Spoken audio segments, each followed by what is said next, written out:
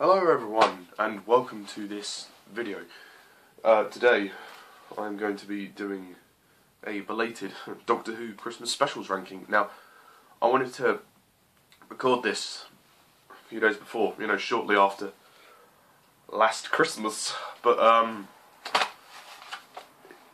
there were things, and it didn't particularly, I didn't get time, so, and I didn't actually sit down and construct my list till now. So yeah, there's 10 slots, because there are 10 Christmas specials, so yeah, let's just get on with it, otherwise this video will be way too long. So, okay, number 10, now, to be honest, I don't think this one will ever be any higher on the list. This one has always been my least favourite, and that ain't likely to change anytime soon. The Doctor, the Widow, and the Wardrobe.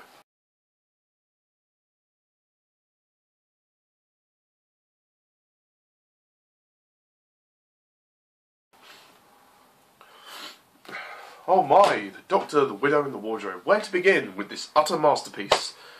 Honestly, this episode is absolute crap. It's awful. It's this blatant Narnia ripoff. It goes nowhere. It's, the whole thing when, Cyril gets lost and whatnot and they have to rescue Cyril, that was the Doctor's fault. I mean, whilst Matt Smith is quite good in the episode, he brings a lot of energy into it. I mean, the actress that plays Lily is pretty wooden.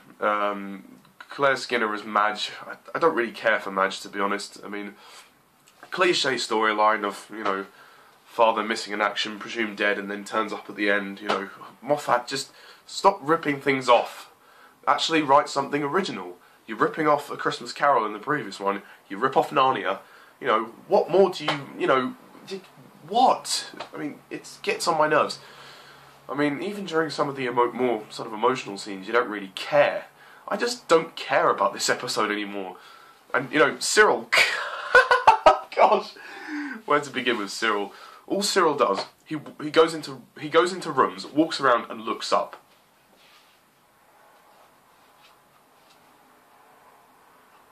Yeah, he's literally stoic the entire episode. He has no emotion, niet, no poids. And, he makes me laugh because he's so stupid. Like, when he says, "No, we wait for Mummy." It's just brilliant. Goodness sake. Oof. But no, it's intolerable, and whilst the music is very good, there's just nothing in this. It's overly festive. It's the whole Christmassy feel overshadows the plot, and that really downgrades the episode for me. I mean, I don't mind a Doctor Who Christmas special where Christmas is in, where it's set at Christmas, obviously, but this one relied on the fact that it was Christmas. So, it was like Stephen Moffat wrote it 2 hours before it was aired. I mean, it literally felt like that, So, I think Moffat knows that he messed up this one. I mean, what more is there to say? I mean, if you want to check it out, go and check my review on my channel, Mr. Tiles Lemon. I've got a playlist of all the Christmas special reviews. So, yeah, check them out. Yeah, I'm gonna move on because there's nothing more to say. It's just a crappy episode, and the tree people as well. I mean, just what, really? Yeah. Well, the episode is visually pleasing. I'll give it that. Oh, okay. Number 9 is the next Moffat Christmas special, The Snowmen.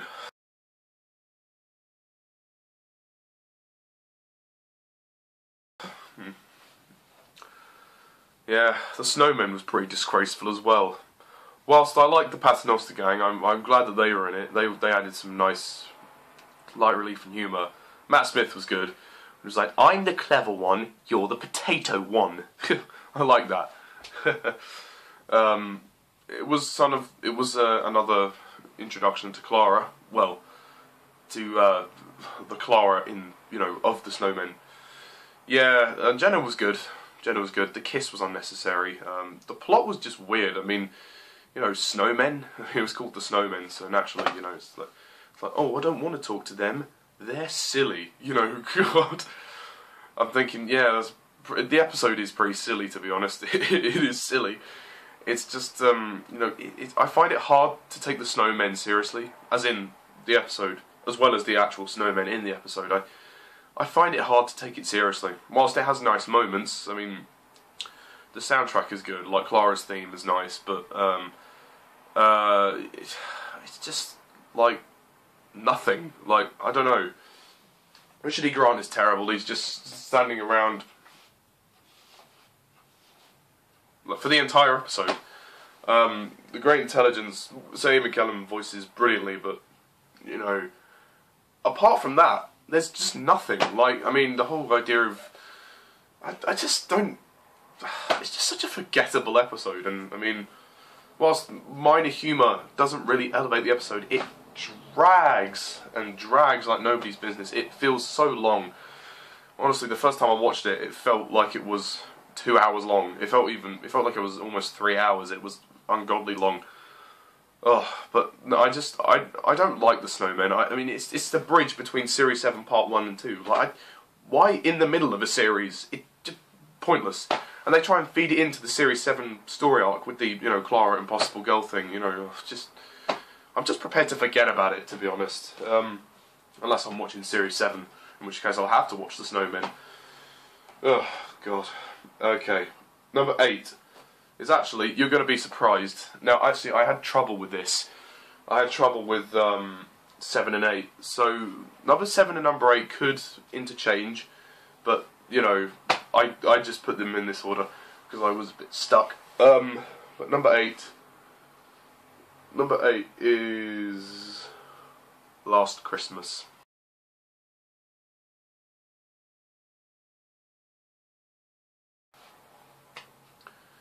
Yeah, I bet a lot of you are surprised to see it below a couple of the other specials. Yeah, I had a real struggle with this. For me, Last Christmas just felt like a really disappointment for Peter Capaldi. Peter Capaldi's first Christmas special as the Doctor, not a very good one. I know Mr. Ultimate Whovian didn't particularly like it very much. I mean, I don't think it's a terrible episode. I think it's okay, but it's an improvement over the other two that I've just mentioned. But for me, it doesn't really have an originality about it. It feels... the plot feels derivative of Inception. I mean, you know, I'm sorry if people are annoyed that I'm saying that, but that's what it feels like. And, you know, there are elements of Alien there as well. The plot is derived of Inception. It's not a complete rip-off. It kind of is. It is a rip-off, but it's not like a complete rip-off of the film Inception, just of the concept. I know the concept was around before the film, but for me, I just couldn't stop thinking Inception when I watched the episode, and I was just like, well, yeah. It really downgraded the episode for me. Capaldi was great, though. Why the hell was Clara there? And the ending, God, the ending just annoyed me. Why? Seriously, I thought we were done with Clara.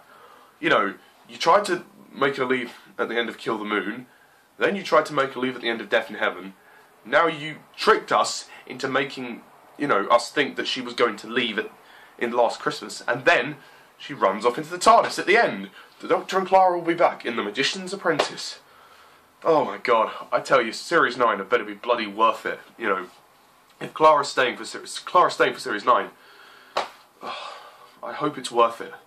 Honestly, because I have a lot of skepticism at the moment for Series 9. Really, Clara didn't really do much until, bar a couple of scenes, there wasn't really much that Clara did in the episode. The first time we heard her scream, though, that was seeing how genuinely terrified she was. So, you know, I mean, good acting on Jenna Coleman's part, but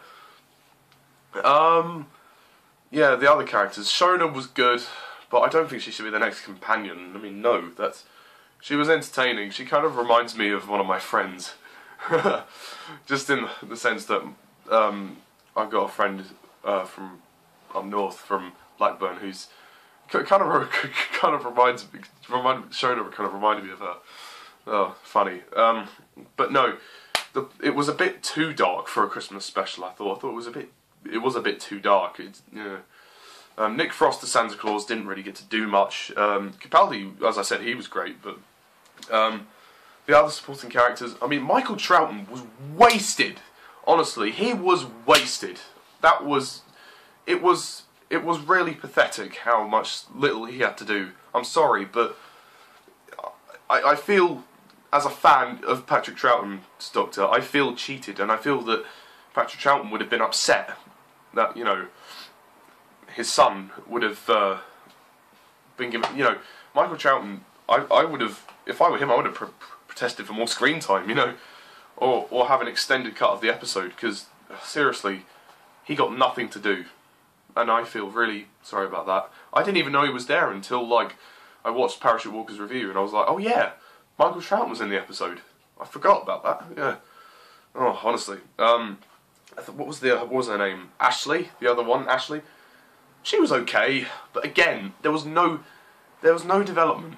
There was really no development of any of the supporting characters. Well, okay, apart from Shona, but, you know, that was it. There was just no substance, really, for me. The sleigh scene, it was one of those, you know, General Moffat Christmassy things. I thought it was cute, I guess. I mean, but there were some obvious green screen effects. Yeah, I know, they're a TV budget, but there was a bit of a, you know, it was a bit noticeable. Although it was quite funny seeing the Doctor go, I'm on the sleigh, Clara, I'm on the sleigh. That was quite cool. The music by Maury Gold was very good. It had some genuinely scary moments. I mean, with the dream crabs, they were really cool. The Catrafani, I believe they're called, are they? Oh, I mean, don't quote me on that, but I thought the episode was dull. It was paced a bit badly. I thought it was a bit slow. It could have moved along a lot quicker. Although my favourite scene was actually the Clara and Danny scene. I mean, for one thing, I thought that added a nice bit of sentimentality to the episode, because obviously Danny is dead in real life now. So it really actually showed how Clara still cares about Danny, you know, after he's dead. You know, because she misses him. Because yeah, and you know, him dressed as Santa. You know, it was. It was a nice little thing for Clara's character, Clara and Danny, you know, just to see. It was the last little thing we'll probably see the two of them together. But the Doctor was like, oh, you know, it's not real, it's just a dream, you know. I mean, my dad started to watch the episode, actually, and he's not a massive fan of Doctor Who, and he thought it was rubbish. I didn't think it was completely rubbish, but it wasn't particularly very good. I mean, the writing by Moffat, it's your typical Moffat Christmas special. I mean, what more is there to say? I mean, it's not particularly rich with detail, but it's. I mean, they don't you know, the Christmas setting doesn't overshadow the plot, so I'm okay with that. But as far as the Moffat Christmas specials go, this one's probably in the middle. Out of the 5, this one is the third. I'd rank it as the third. I mean, the scene at the end of Clara, I thought that would have been the end of her run, but. No, you gotta drag her out for one more series. Thanks a lot, Moffat. Thank you very much. No offense to Jenna Coleman, she's great, but yeah. Oh, just keep my fingers crossed for The Magician's Apprentice. Oh, okay. Number 7. Now, a lot of you probably would have wanted me to put this below Last Christmas, but I have to say, thinking about it, yeah. Okay, number 7 is The Next Doctor.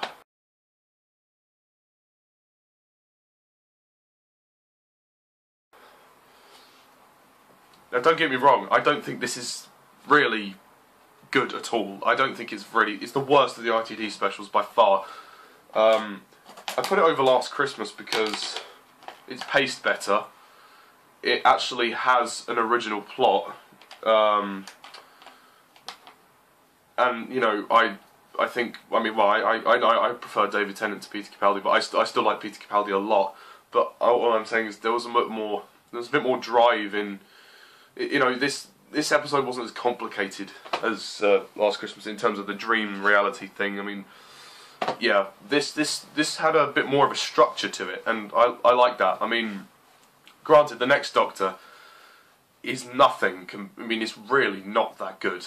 I mean, first of all, the title, The Next Doctor, is so misleading. I mean, Russell T Davies just wanted to throw a cheap thing out for the press, you know, to scare Whovians. As like, oh, is David Morrissey the 11th Doctor? I mean, the poor guy, he had to take a load of stick from the press. I mean, he's probably gotten over it now. He was probably like, oh yeah, well, but you know, that was horrible for him. You know, Russell T Davies, why did you do that? But you know, it was just a cheap trick, just to, you know, lured the press in. You know, it was like, come on, watch our Christmas special. You'll see the 11th Doctor. God's sake, it was, you know, obviously Matt Smith is the 11th Doctor. I mean, that wasn't confirmed until the next year. So you know, jeez. But no, it's nice to see the Cybermen back. Cyber Shades are pretty alright. I mean, it's just alright. There's nothing really majorly standing out about it. I don't think Rosita's does anything. I wonder where they got the name from.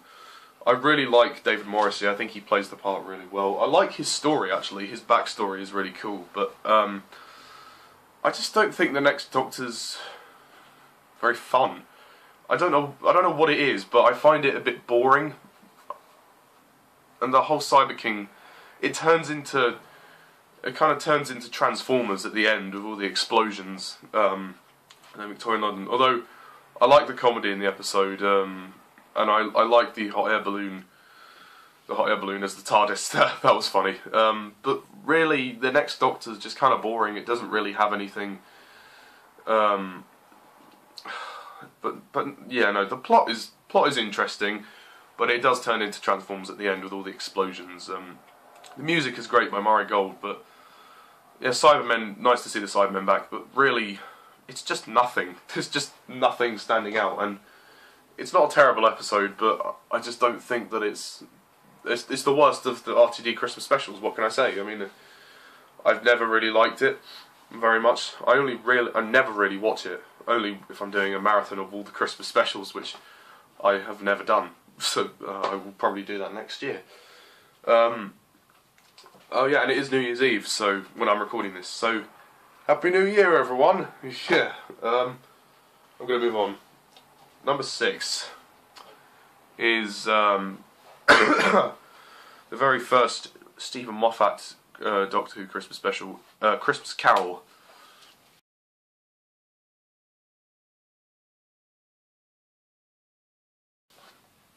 Now, this episode really divides a lot of opinions.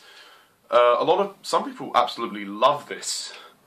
Some people despise it. But I'm in the middle. I like it, but I don't love it. I think it's a good episode. I think it's solid. I think it does its job. But there are problems with it. First of all, I don't think the flying fish needed to be there whatsoever. I don't think that it was really necessary for them to be there at all. Like, what did they... You know, I mean, it seemed a bit pointless to have the flying fish there. Matt Smith gave one of his best performances of his entire era, and his scenes with Michael Gambon are really good. Michael Gambon nails the part of Kazran. I mean, yeah, okay, it is pretty much an Ebenezer Scrooge rip-off, but, you know, there is depth to his character, and they explore his timeline. I love the fact how the Doctor keeps changing his timeline. It is a rip-off of the Christmas Carol story, but with a Doctor Who twist. I mean, it does its job. I mean, I let Moffat get away with it. And the episode is charming in places. It has heart, which I like. It has the heart, you know, and you know that relationship between Kazran and Abigail, who he falls in love with over the course of their meetings every Christmas, which is nice. You know, it's nice to see that journey of his character. It's really an episode about, you know, not about the Doctor. Which is nice, you know, I mean, it's not a Doctor-like episode, but I mean, I like the fact that it has heart. I mean, yeah, Amy and Rory don't get to do much, which is really the downside for me. And I don't like the flying fish. The young actor who plays Kazran, the young Kazran, he's good. He's actually an X-Men First Class. He plays young Xavier too, so he's quite an accomplished little actor. I will say, you know, the scene when, on the holographic projector thing, when Kazran is looking back at when his father slapped him, that was a bit brutal. Like, he's like, ah! Or there's that moment at the beginning when he's like, I'm sorry. Or when he's about to slap his younger self and he's like, I'm sorry, I didn't mean to hurt you. Made many sketches about that. yeah, I mean, I think it's exciting. It has its moments. I mean, it is really just about it really is just a rip off of the Christmas Carol storyline, but it actually is done well. It's a solid effort. The writing by Moffat, you know, not his worst, but not his best. It's all right. I mean, the set designs are great. I think it feels Christmassy and it feels cinematic. You know, it does make use of the festiveness, and you know, because it's like then put it in the plot. Because it's like every Christmas, the Doctor and Kazran go to visit Abigail in the sort of the chamber where she's locked away. And I love the song that Catherine Jenkins sings at the end. It's a really nice end to the episode, and I've got it on my iPod actually. It's a really nice song. But yeah, I don't know much else to say about it, so I'm going to move on from there. If you want to hear my full thoughts, check out the review. So yeah, halfway through the list. So let's move on. Number 5. Now this is a special that actually has really grown on me over the course of the past year to which it was aired. And yes, you know what it is. It is the final farewell to Matt Smith. It is the Time of the Doctor.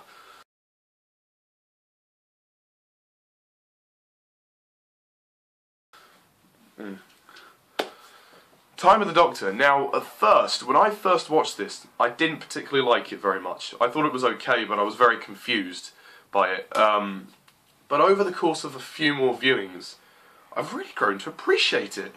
I really like it. I think it's a great send-off to Matt Smith. I mean, it's not perfect, but it has some great moments. I think, for pure scope, it has it all. You know, I love the scope of the episode. I think it's a big war, and I like the fact that, you know, the 11th Doctor in the end becomes a warrior, a guardian, a defender of Trenzalore. I mean, he stays there for, you know, over 300 years. I mean, he lived a long life, and you know, he became this protector, and I like that. He wasn't always the like, you know, weird, quirky, out there man. You know, he had a softer side as well, and it ties up loose ends for the most part. I mean, you know, with the crack in the wall and the, you know, silence will fall. I mean, my only problems really is that there's too much going on. There's a bit too many villains. I think that they could have cut out some of the villains. Like, the Weeping Angels just really didn't need to be there. Neither did the Daleks. Well, no, actually, no, the Daleks. Yeah. Actually, yeah, no. Well, we saw the Daleks in Day of the Doctor, but I don't know if the Wooden Cybermen needed to be there. The Silence needed to be there. Like, okay, at least half of the different villains you could have cut out. You know, I would keep the Daleks just because of when he regenerates on the clock tower, and I keep the Silence because of the whole Silence will fall thing. But I'd get rid of the Weeping Angels because they really didn't do anything. And I would also get rid of the Wooden Cybermen because, yeah, might as well. It seemed a bit too much. Orla Brady as Tasha Lem was pretty terrible, to be honest. I don't think she just did nothing. Pointless. You know, I mean, the whole naked thing just really got on my nerves. You know, well, you can't go to church with your clothes on. Like, what? You know, Moffat, are you having some kind of fetish when you're writing this or something? Oh, I mean, they actually had Matt Smith appear naked. I mean, it's a really entertaining episode, though. It has some really nice moments. I love the poem scene. The music by Murray Gold is terrific. It's epic. It is pretty epic in scope and spectacle. You know, there's a lot of action. Jenna Coleman's really good. I think it's probably her best performance. You know, she's definitely tested right to the limit, and they have some emotional scenes together. Yeah, emotions are on an all-time high. I like the regeneration scene. I mean, I didn't really like it before, but it's a bit quick, but it's like a sneeze. It's like, I mean, Capaldi's cameo at the end is really good, when he's like, "Kidneys! I've got new kidneys!" Oh, it's really cool. I mean, yeah, it ends in a cliched way, you know, the TARDIS crashing. They didn't really take off, though, although the 11th Doctor pulled a few levers and whatnot, but it's like, oh, and we all change. His speech is brilliant, and Yeah, the Amy cameo is a nice touch, because that's where it started, you know. That was the first face he saw, so... Yeah, that was a nice little nod off to Matt Smith. It's not my favourite simply because of the minor issues I've already mentioned. And I wish the regeneration was a tad bit longer. I don't know, I feel that it was a little bit short. It was like... But, I mean, I don't mind them, all the regenerations being different. Like, I don't mind the gold, like, energy and whatnot. But I just thought that it was like way too quick. You couldn't even see, like, the face morph. But, oh well. It's not a major issue. I think Moffat pulled out all the stops for Matt Smith's last one, so good job. Okay, number 4. The top 4. Now. Number 4 is The Christmas Invasion.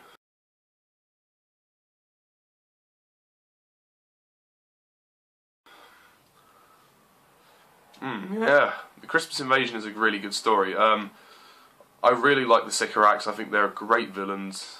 I love that it's actually a story of desperation, of little to no hope, because the Doctor is trying to recover from his regeneration, and Rose and Mickey and Jackie literally don't know what to do. They're left in the lurch. Like, the whole of humanity is literally stuck. They have nothing and no one to turn to, because the Doctor is out of action. They're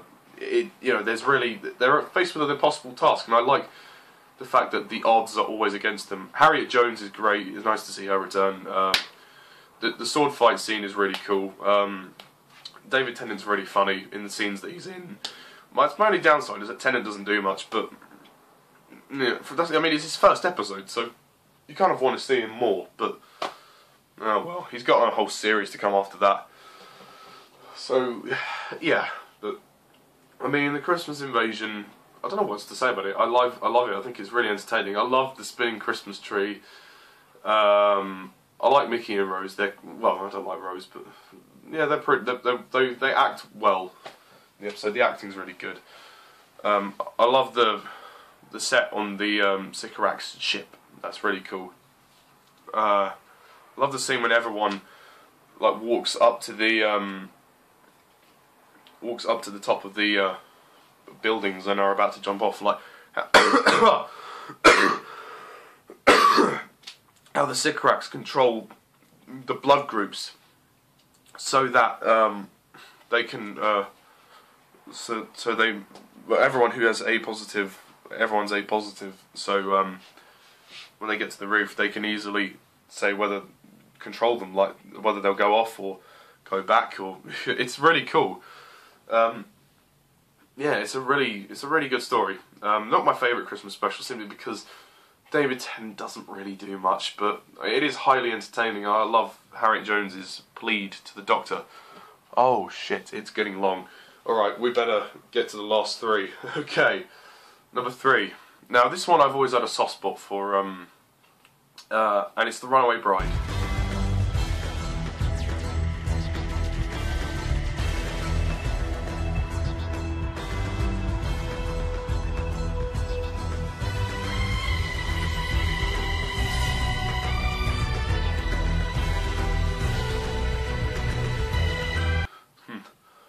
The Runaway Bride is a fantastic, fun romp, and that's why it is ahead of all the others so far. Because I feel that The Runaway Bride doesn't rely on the Christmas setting too much. It has a really fun plot. It's just a lot of fun, and it is the introduction to Donna Noble, who is, in my opinion, a great companion. Her chemistry with Tennant is really cool. It's one of the funniest episodes I've seen. The comedy is so good by both David Tennant and Catherine Tate. It's just a load of fun. I love the what's her name? Oh damn it! I've forgotten her name. The spider. Oh, fudge. Oh, the Rachnos. That's it. The Rachnos. Empress of the Rachnos. That's her name. Yeah, she's really good. Sarah Parish is really good. Fucking hell. Sorry. Try not to die. The prosthetics for her are excellent. And you know when she's like, "This planet shall be scorched." Look, that's really really quite intense. That scene when I guess the first moment when David Tennant is dark, for me, I feel that's David Tennant's first sort of Dark Doctor moment that I can remember. I don't remember Series 2 him ever being that dark. I mean, he just stands there and he lets her drown, and he's just like, "I warned you." Then he blows up the place, which is really quite intense. And Donna's the one that stops. She's like, "Doctor, you can stop now." And then he looks and then he realises what he's doing. He's like, "I better get out of here quickly." But yeah, no, The Runaway Bride is a lot of fun. It has a lot of great comedy. It's just such a treat. Even if you don't watch it at Christmas, it's such a treat just to watch it, because it's the introduction of Donna Noble. So yeah. Okay, number 2. Now, some of you may disagree with this, but yeah, it is Voyage of the Damned.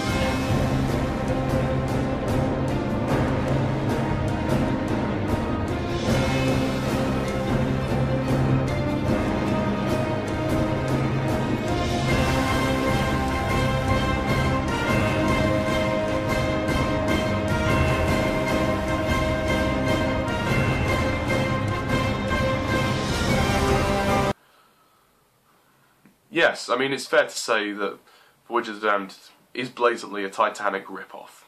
It is. I mean, you know, they've even got the name in there, Titanic. You know, I mean, it was 10 years after the film, after James Cameron's film of Titanic was released, 10 years later, and Doctor Who decided to do it. And for me, I really love Voyage of the Damned. I think it's a really intense episode. It's just thrilling, and all the characters that, you know, I mean, it is the plot of Titanic, but done with a Doctor Who twist. A little bit too many characters, I think, in certain parts. I mean, and they all start to die anyway, so it gets a bit like much. But like the two big, the couple, Marlo and Foon, I think, on it. Foon and, is it Marlon? Oh, I can't remember his name, but when he dies, and then she's like, "Right, you're coming with me," and she takes the angel down, and her death is really quite tense. David Tennant's great. Kylie Minogue as Astrid. Kylie Minogue is good, but the character of Astrid, I feel they tried to make it too kind of like, whoa, you know, she's airy fairy, whoa, you know, she's a bit of a fantasist. She's her planet that she's come from has always been just this nothing. So, you know, she's a dreamer. She dreams of, you know, going to other places and whatnot, and, you know, starting a new life. And, you know, she meets the Doctor. It's almost like, you know, she's in like this fantasy world, and then she kisses him and whatnot. I mean, oh god, they try to. I wouldn't go as far as to calling her Rose Tyler 2. I don't think I don't think it's that bad, but you know, it's certainly a little bit cheesy. You know, it does downgrade the episode a little bit because the episode is quite dark and intense. But considering that we have that cheesy, well, kind of a love story in there. You know, when the Doctor's like, "You're not falling, Astrid, you're flying." Oh god, the line. Oh, I mean, it is a bit cringy. But no, yeah, it is a little bit too long. I think, you know, 1 hour 10 minutes. That's a bit excessive for a Doctor Who episode. But well, actually, the 50th anniversary was longer, and so was Deep Breath. So fair enough. But I felt that, I mean, Deep Breath was too long as well. But I felt that I thought Voyage of the Damned was also a bit long. But hey ho, it's my opinion. So. Yeah, Marigold's soundtrack is also very good, and the cameo of the Queen Elizabeth is great. And Wilfred Mott cameos too, that's good. Now, of course, there's only one left, and it is the first half of the finale to David Tennant's era. The End of Time, Part 1.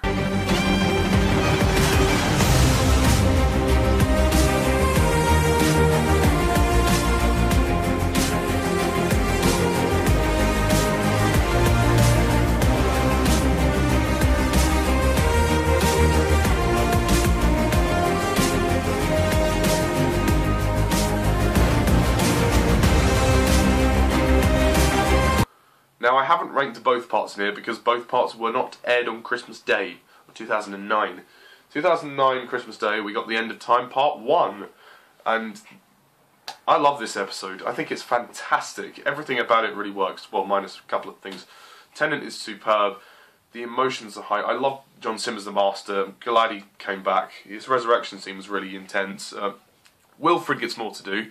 Wilfred's a central part of the plot, which I love. The scene in the cafe is by far the best scene.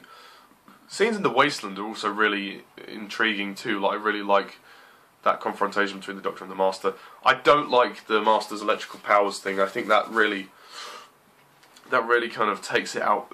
You know, they tried to make the Master look like a superpower. They tried to make him look like a superhero. You know, it kind of annoys me a little bit. You know, he looks a bit like Electro. You know, he's like, you know, and he can fly away. I'm just like, I know his body's deforming, but he wouldn't be able to do that, even if he was a Time Lord. I don't mind the skeleton, sort of, seeing his skeleton thing, that was cool, but him flying and doing the electricity? Really? Oh.